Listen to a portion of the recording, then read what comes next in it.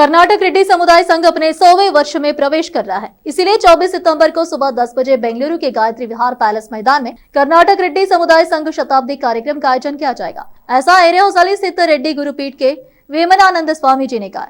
उन्होंने आज बीदर शहर के पत्रिका भवन में एक संवाददाता सम्मेलन में संबोधित करते हुए कहा कि इस कार्यक्रम में देश के रेड्डी समुदाय के सम्मानित लोक नेता और कबीले के सदस्य शामिल होंगे। राज्य में हमारे समुदाय की आबादी लगभग 35 लाख है, लेकिन कांताराजू रिपोर्ट में केवल 7 लाख दिखाई गई है।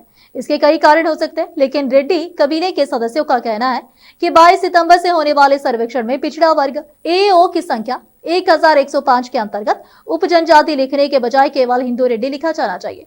प्रेस कॉन्फ्रेंस में गुंडू रेड्डी, लक्ष्मण रेड्डी, बाबू रेड्डी, कृष्णा रेड्डी, प्रभाकर रेड्डी, राज रेड्डी, बैंक रेड्डी, शांता रेड्डी, शंकर रेड्डी और अन्य प्रमुख हस्तियां उपस्थित थी।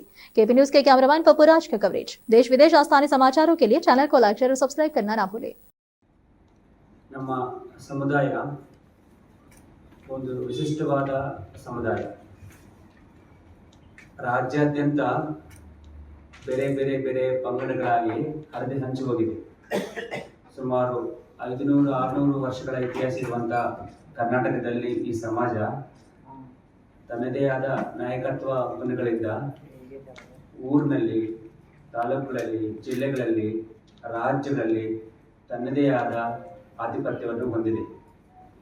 ಕರ್ನಾಟಕದ ಪ್ರಪ್ರಥಮ ಮುಖ್ಯಮಂತ್ರಿ ಕೆ.ಸಿ. ರೆಡ್ಡಿ ಅವರನ್ನು ಇಟ್ಟುಕೊಂಡು ಈ ಭಾಗದ ಬಾಪುಗೌಡ ದರ್ಶನಾಪುರು, ಮುಂಬೈ ಕರ್ನಾಟಕದ ಕೆ.ಎಚ್. ಪಾಟೀಲು, ಅಲ್ಲಿ ಕೆ.ಸಿ. ರೆಡ್ಡಿ ಅವರು, ಹೀಗೆ ಹಲವು ಮುಖ್ಯ ಸಮಾಜದ ಮುಖಂಡರಿಂದ ಈ ಸಮಾಜ ತುಂಬ ಮುಂಚೂಣಿಯಲ್ಲಿದೆ.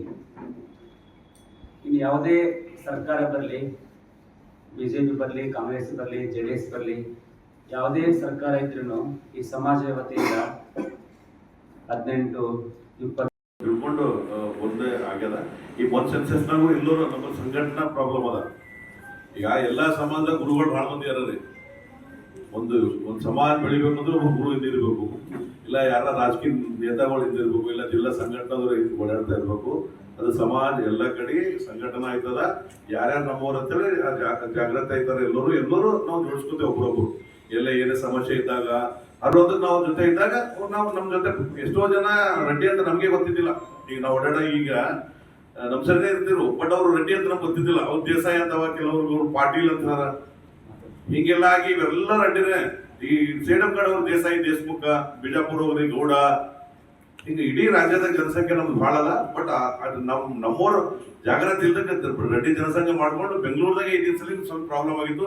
ಈಗ ಎಲ್ಲರೂ ರೆಡ್ಡಿ ಜನಸಂಘ ಅಪ್ಪೋರು ಎಲ್ಲಾ ಜಿಲ್ಲಾ ತಾಲೂಕಾ ಮಟ್ಟಕ್ಕ ಎಲ್ಲಾ ಹಳ್ಳಿಗಳಿಗೆ ಬಂದು ಎಲ್ಲರೂ ನಮ್ಮ ಸಮಾಜದ ಜೊತೆ ಜೋಡಿಸ್ಕೊಂಡು ಸಂಘಟನೆ ಮಾಡ್ಕೊತಾ ಇದ್ದಾರೆ. ಈ ರಿಯಲಿ ಜನಸಂಖ್ಯೆ ಏನದ ಅಂತ ನಮ್ಗೆ ಗೊತ್ತಾಯ್ತದೆ. ಈಗ ಅಂತ ಹೇಳತ್ತಾರ ಅಪ್ಪೋರು. ನನ್ಗೆ ನಾವು ಬೀದರ್ ಸೌತ್, ಬೀದರ್ ಲೋಕಲ್ ಅಂದರೆ ಬೀದರ್ನಲ್ಲಿ ಈಗ ಮತ್ತೆ ತಾಂತಾಪುರ ಎಲ್ಲ ನಮ್ಮದೇ, ಮತ್ತು ಅದು ನಮ್ಗೆ ಇದಿಲ್ಲ.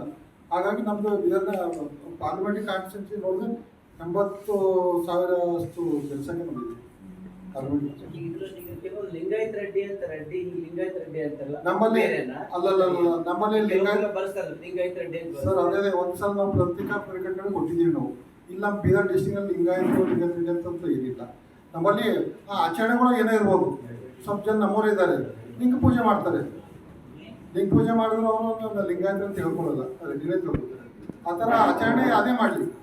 ಶಿವನ ಆದಾಗಲೂ ಯಾರು ಆಚರಣೆ ಲಿಂಗ ಪೂಜೆ ಮಾಡ್ತಾರೆ, ಯಾರು ಮಾಡಲ್ಲ, ಅದ್ರ ಬಗ್ಗೆ ಏನಿಲ್ಲ. ಹಾಗಾಗಿ ನಮ್ಮ ಬೀದರ್ ಡಿಸ್ಟ್ರಿಕ್ಟಲ್ಲಿ ಯಾವುದೂ ಅನ್ನೋದಿಲ್ಲ. ಪುನಃ ಹಿಂದೂ ರೆಡ್ಡಿನೇ ಇದೆ ನಮ್ಮದು, ಎಲ್ಲ ಅವರ ಹಿಂದೂ ರೆಡ್ಡಿ ಅಂತ ಬಳಸ್ತಾರೆ. ಸಂಪ್ರದಾಯ ಯಾವುದೇ ಇರಲಿ, ಎಲ್ಲ ಒಳಪಂಗಡಗಳಿಗೆ ಬೇರೆ ಬೇರೆ ಬೇರೆ ಸಂಪ್ರದಾಯ. ಜವಾಬ್ದಾರಿಯಾಗಿ ನಾವು ಇಡೀ ರಾಜ್ಯ ಓಡಾಡ್ತಾ ಇದ್ದೀವಿ ಅಂದ್ರೆ ನಮಗೊಂಥರ ಶತಮಾನೋತ್ಸವ ಇದೊಂದು. ಇದು ಸೆನ್ಸಸ್ ಬೇರೆ ಇದೇ ತಿಂಗಳು ಸೆಪ್ಟೆಂಬರ್ ಅಲ್ಲೇ ಅದು ಸ್ಟಾರ್ಟ್ ಆಗ್ತಾ ಇದೆ. ಅದಕ್ಕೆ ಪ್ರತಿಯೊಬ್ಬರು ಜವಾಬ್ದಾರಿಯಾಗಿ ನೀವು ಎಲ್ಲ ಗ್ರಾಮಗಳಲ್ಲಿ ನೀವು ಹೇಳಬೇಕು, ರೆಡ್ಡಿ ಅಂತ ಹೇಳ್ಬಿಟ್ಟು ಹಿಂದೂ ರೆಡ್ಡಿ ಅಂತ ಹೇಳ್ಬೇಕು, 1105 ಅಂತ ಹೇಳ್ಬೇಕು ಅಂತ ಹೇಳ್ತಾ ನನಗೆ 2 ಮಾತಾಡೋ ಅವಕಾಶ ಕೊಟ್ಟಂತ ನಿಮ್ಗೆಲ್ಲರಿಗೂ ವಂದನೆಗಳು ಸಲ್ಲಿಸ್ತಾ ಇದ್ದೀನಿ.